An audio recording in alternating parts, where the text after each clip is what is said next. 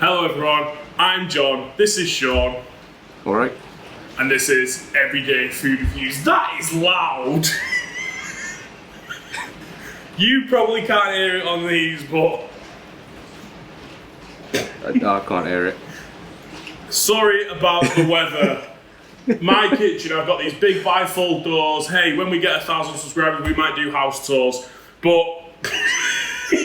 that is loud. When we get monetized, you can buy some curtains and cut that echo down. Yeah, Jesus, wow. Right, settling down a bit. She just kicked off even more. Like, we were starting the video, I was like, I might have to apologise for the weather. And then as we started the video, it went boom. Anyway. Yes. This is Everyday Food Reviews, and today we have some vegan Galaxy chocolate. Yep. It's Galaxy Caramelised Hazelnut, and I'll hold that up for a thumbnail. So I got this on approved food. Approved foods. Food, and it was about £3. It was expensive, even on there.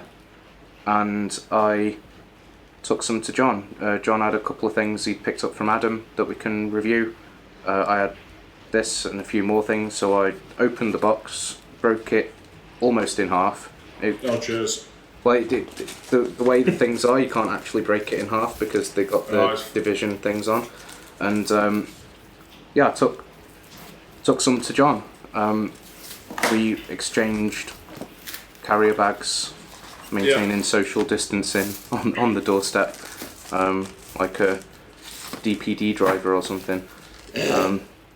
Yeah, it's Galaxy Caramelised Hazelnut, and it's vegan. And it says on the box, deliciously vegan. Indulge with the delicious combination of rich cocoa blended with smooth and creamy hazelnut paste. Enjoy a moment of vegan pleasure from Galaxy. And it talks about how the packaging is made of some recycled cellulose wood fibre and is compostable and good for the environment and stuff. That's not bad. Or at least not bad for it. So mine was, yeah, because it was a warm day yesterday, so I put mine in the fridge when once Sean left, and I got it out of the bag. It's slightly discoloured where it's thingy, so don't worry about that. Yeah, we've had a few warm days, so I put mine in the fridge after I opened it, just to try and keep it at its best until we did the video, and it does seem to have discoloured slightly in the fridge, but I think it's just where it's melted and then solidified again. It's fine on the whole. It looks like chocolate. It smells like chocolate. Yeah. It smells like rich chocolate. Yeah. Cheers. Cheers. Do you know what that reminds me of? When you're a kid and it's Easter and you get the really cheap, no brand, maybe like, there might be like a Tesco own brand Easter egg. That tastes like that. Yeah. Kind of chocolate. Yeah, to me it tastes like the Power Rangers advent calendar. Exactly. Same kind.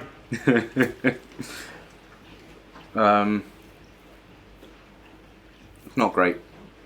I don't have any vegan chocolate as a benchmark. I don't know how bad vegan chocolate normally is. It's manageable. It's not terrible. It's not the best. It's not Galaxy. It's not Dairy Milk. It's not the big. Like you said, it tastes like the cheap chocolate you get in an Easter egg or an advent calendar. I think if it weren't for the hazelnut, this would be pretty bad. I was going to say the hazelnut. Yeah, the caramel's not bad. Like a little bit of crunchy caramel. On the whole, it's not too bad.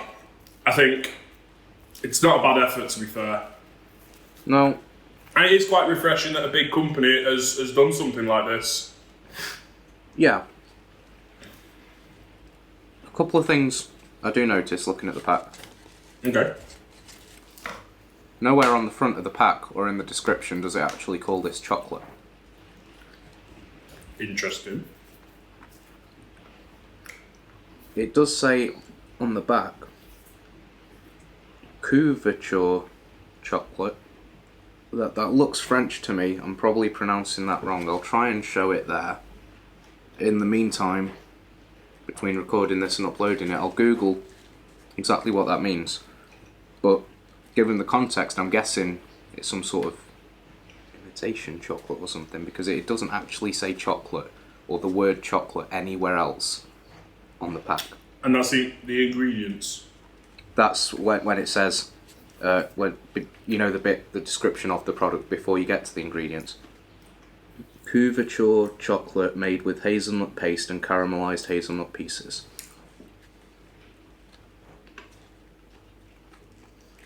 So it isn't bad. It isn't. I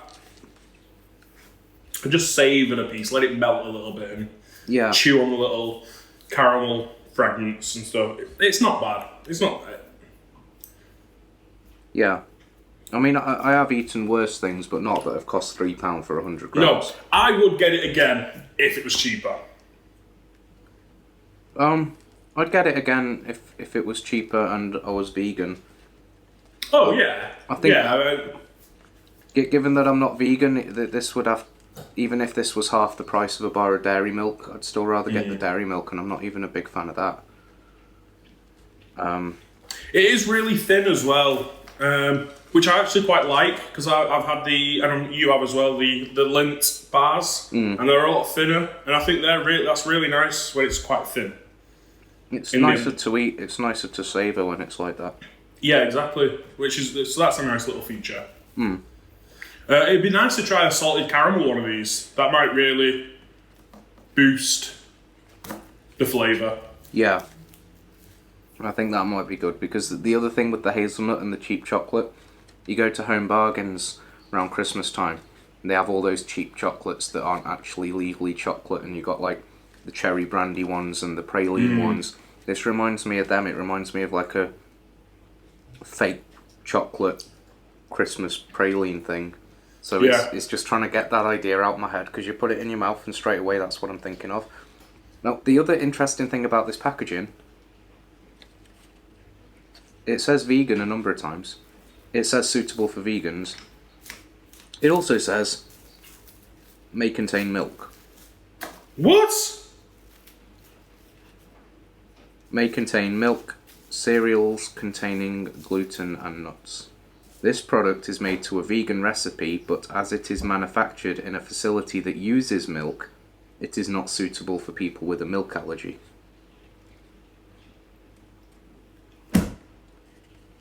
So there's no milk in the recipe, but because it might contain traces, it should still be suitable for vegans because it's not an ingredient, but it's not suitable for people with milk allergies because those traces could trigger the allergies. Absolute waste of time. What a load of rubbish. I don't know. I mean, that's better than, here's a Burger King burger that we cook next to the meat ones on the same that we grill. put, no, not even next to it, that we put on the same grill. We just had 16 Whoppers on. Yeah, as a non-vegan, I don't know how contentious a point that would be for vegans, but I imagine it's going to be like a lot of things with veganism. Some people will be bothered, some people won't. Yeah. And I don't mean that in a disrespectful way. I mean, veganism is it's inherently a matter of choice. So with it being a matter of choice, the rules are going to be ill-defined because the rules that govern it are also a matter of choice. And I don't mean that in a disrespectful way at all. No. I respect anybody's choices. I think I said that in a comment recently. I respect anybody's choices apart from pineapple on pizza. Because that's just barbaric and unnecessary. Yeah, I agree. Yeah, I don't think there's much to say about that. I'll look up what that word means. That French word. It's not, like we said, it's not terrible, but it is expensive. Mm-hmm. I mean, it's like anything vegan at the minute. Anything vegan is also expensive at the minute because it's... I don't know whether or not companies are trying to jump on that bandwagon to try and make money, which again, it is not good. Well, I mean, like it's good that's per the se only for the way environment, granted, and everything, but then it's not good for consumers. No, the only way it will be good for consumers is if companies are making money. If companies make money from vegan products, they'll make more vegan products and they'll sell more vegan products. And if they make more and they sell more, they can make more and sell more for less.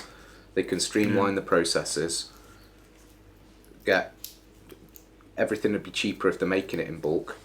If it's cheaper to make in bulk, it's cheaper to sell in bulk. And, it goes round. It's going to get cheaper and cheaper. The same way, meat got cheaper and cheaper with battery farming and that sort of thing. Yeah.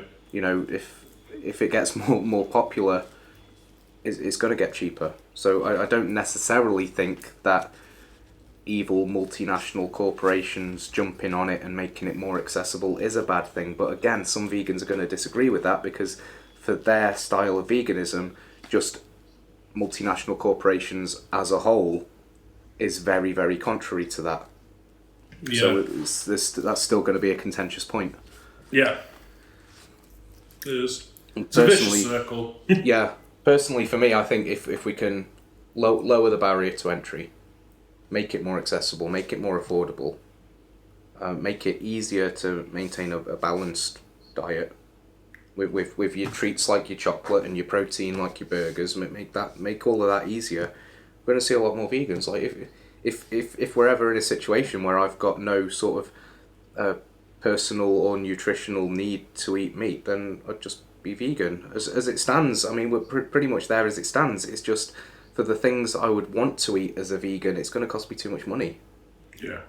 That's the main thing holding me back. Like as we move towards like lab-grown burgers, which again, that's something that some vegans have an issue with, some don't, because obviously the initial culture from the cells are grown from is taken from a live animal, but then what you're actually eating is separated by generations. You're not eating any live animal. Yeah. You're eating things that were live cells, but they were never part of an organism. For me, that's great. I'd eat that. Yeah. That's the way I think it should be going. Yeah.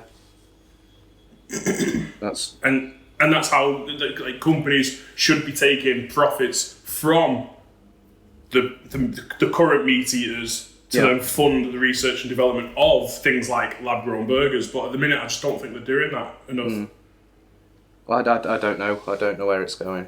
I do know something that struck me as odd was how many vegans shop in Asda. I mean, any supermarket, but specifically Asda, because Asda's the old Associated Dairies, and they're buying all their vegan milk from the Associated Dairies, and it is, to me, it's like, does it really matter? Because you're just supporting the dairy industry by buying non-dairy products. Like, the money's all going in the same pot. It's the same as some vegans, though, buying pedigree dogs.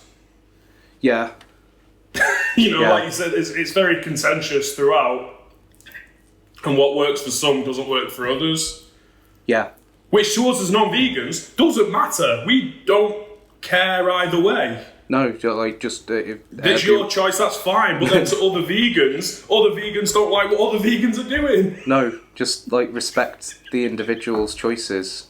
Respect it on a human level. Like I've got no problem. Like I'm not going to say I understand people's choices always, but I'm not going to hold that against them. Especially if my reason for not liking it is that I don't understand it. How can I have a problem with that if the fault is that I don't understand?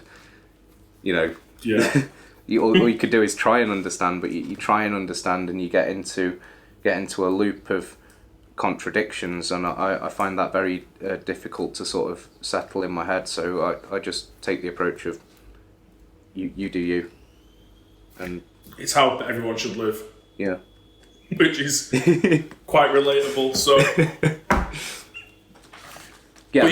overall, not a fan personally. Not great, but not bad. It really is.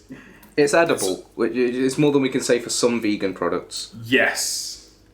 So, yeah, in that sense, it's good. It's not like some plant-based beef jerky. Well, that was edible. Was it? Well, it would have been if we had a dog.